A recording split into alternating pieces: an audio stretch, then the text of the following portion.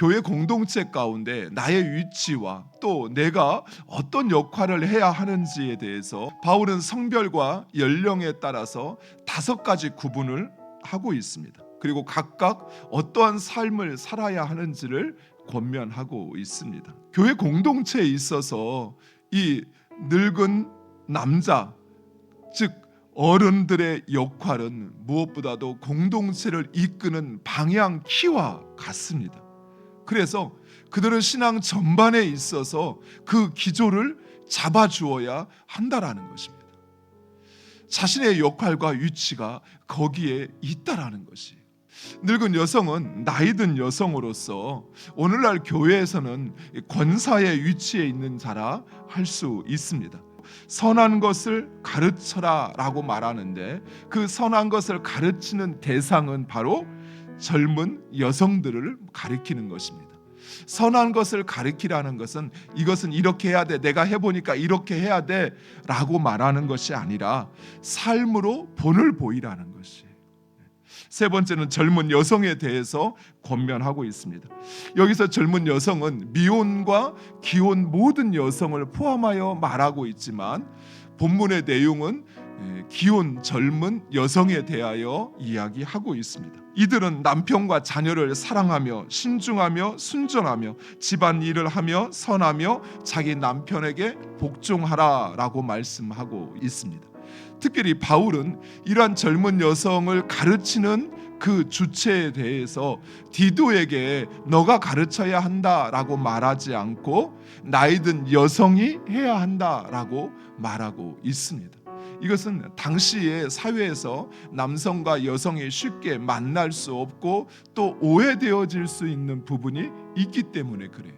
그리고 저는 이것이 지금도 여전히 어느 정도는 유효하지 않나라고 생각을 합니다.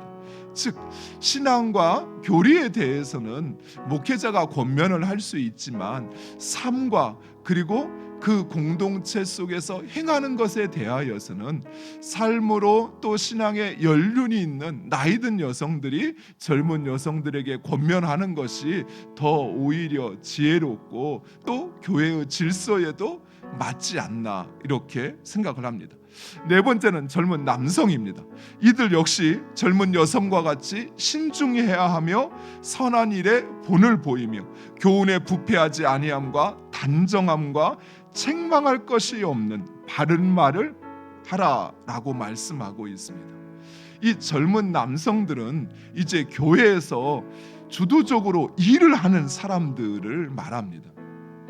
그런데 이들은 대적자들의 표적이 되곤 한다는 사실을 잃어버려서는 안 돼요. 차라리 내가 일을 안 해버리면 그 문제를 몰랐을 것이고 또 그것을 지적질하는 그 존재가 되지 않았을 텐데 일을 함으로써 나에게 그런 문제가 찾아온다는 사실이에요. 그러면 일을 하지 말까요? 아니요. 신중하셔야 돼요. 오히려 사랑으로 그것을 내가 감당할 수 있는 만큼 최대한 감당하고 그리고 함께하는 이들에게도 이 문제를 위해서 같이 기도하고 그리고 우리가 함께 이 문제를 풀어가자 요청하셔야 돼요. 이게 신중함입니다. 당시 종의 신분을 가진 성도들은 신실해야 한다는 것입니다. 자신에게 맡겨진 것 그것이 마치 하나님께서 나에게 맡겨주신 것으로 알고 그런 신실함으로 감당하셔야 돼요. 사랑하는 성도 여러분, 교회 공동체는 하나님의 말씀의 진리됨과 하나님의 나라를 증거하는 공동체입니다.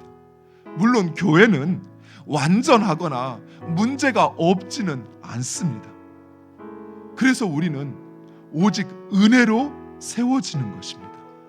그리고 그 은혜의 힘으로 세상에 빛이 되어지는 것이 우리가 그 진리를 따라 살아갈 때 그럼에도 깨어지고 부서져서 순종하지 못하고 온전하진 자신을 발견할 때 주님 앞에 엎드려 긍휼한 은혜를 구할 때 하나님은 은혜로 우리를 빛되게 하신다라는 것이 비록 우리 교회에 많은 문제가 있고 여전히 부족함이 우리에게 있지만, 그러나 주님 앞에 엎드릴 때, 그리고 우리가 그 주님의 뜻에 하나님의 진리 등대되기를 원하는 우리의 간절한 소원을 아랠 때 하나님께서 우리를 세워가신다라는 것이, 하나님의 은혜로 우리의 공동체를 이 지역의 생명선이 되게 하심을 믿으시기 바랍니다. 그리고 그런 삶을 사는 우리가 되기를 간절히 축원드립니다.